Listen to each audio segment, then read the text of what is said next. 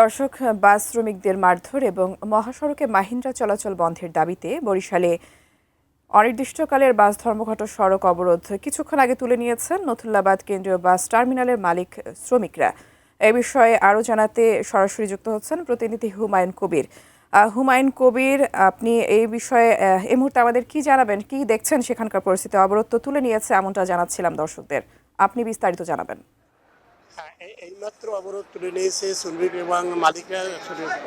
অবরোধ তুলে নেওয়ার পরপরই এখানে বাস চলাচল শুরু হয়েছে। আপনি দেখতে পাচ্ছেন আমি রয়েছি নতুল্লাবাদ বাস টার্মিনাল। এখানে কিছুক্ষণ আগে যে বিভাগীয় যে কমিশনার খলিল আহমেদ উনি এসেছেন এবং বিশেষ করে যে আমাদের বরিশাল সদর আসনের যে সংসদস্য মুজিবুর রহমান সরোয়ার এবং তার প্রতিনিধি এখানে এসেছেন।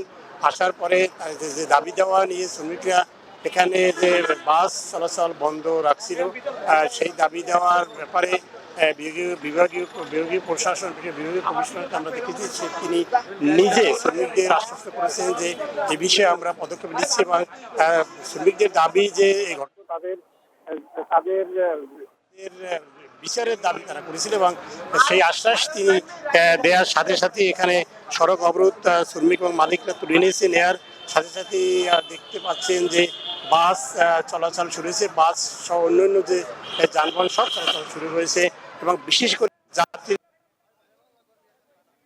এইমাত্র রক্ষা পেল।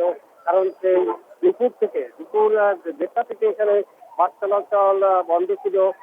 ফলে যে বিষয়টি যে আমরা দীর্ঘদিন যাবৎ এই বিরোধ করে আসছিল বাস শ্রমিক এবং যে থ্রি হুইলার মহেন্দ্র, তারা বাস শ্রমিকের দাবি যে এখানে তারা মহেন্দ্র এবং তারা অভিযোগ চালাতে পারবে না, কিন্তু তারা চালাতে উভয় পক্ষকে যাত্রী উঠানামাকে কেন্দ্র করে কে যাত্রী নেবে ও কেউ যাত্রী নিচ্ছে কেউ বাধা কেন্দ্র করে কে যাত্রী নেবে ও কেউ যাত্রী নিচ্ছে কেউ বাধা দিচ্ছে।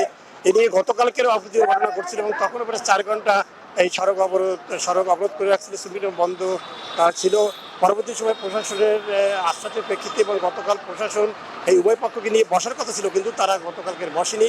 এখানে সকালে পুনরায় আবার বরিশাল ঢাকা মহাসড়কে বিরোধ সৃষ্টি হয় এবং এরা বাস শ্রমিকরা অভিযোগ করেছে যে রহমতপুরে যে বাসগুলো আছে সেগুলো আটকিয়ে রেখেছে এবং সেখানে যাত্রীদের উঠতে দিচ্ছে না। তখন এই সংবাদটি পৌঁছলে পুনরায় আবার বরিশাল অবরোধ করার সাথে সাথে শুধু বরিশাল নয়, বরিশালকে দক্ষিণে যে কুয়াকাটা এবং পায়রা বন্দরের সাথে রাজধানী ঢাকা সহ সারা দেশের সড়ক যোগাযোগ বন্ধ হয়ে যায় এবং যাত্রীদের চরম দুর্ভোগে পড়ে গেল। সার্বিক দিক থেকে আমরা কিছুদিন আগে দেখলাম যে প্রশাসনের হস্তক্ষেপ এবং তাদের আশ্বাসের প্রেক্ষিতেই এই সড়ক অবরোধ তুলে নিয়েছে এবং বাস চলাচল শুরু হয়েছে। এই ছিল আমার কাছে বরিশালে বাস ধর্মঘট পরবর্তী সময় বাস যে চলাচল শুরু তার সর্বশেষ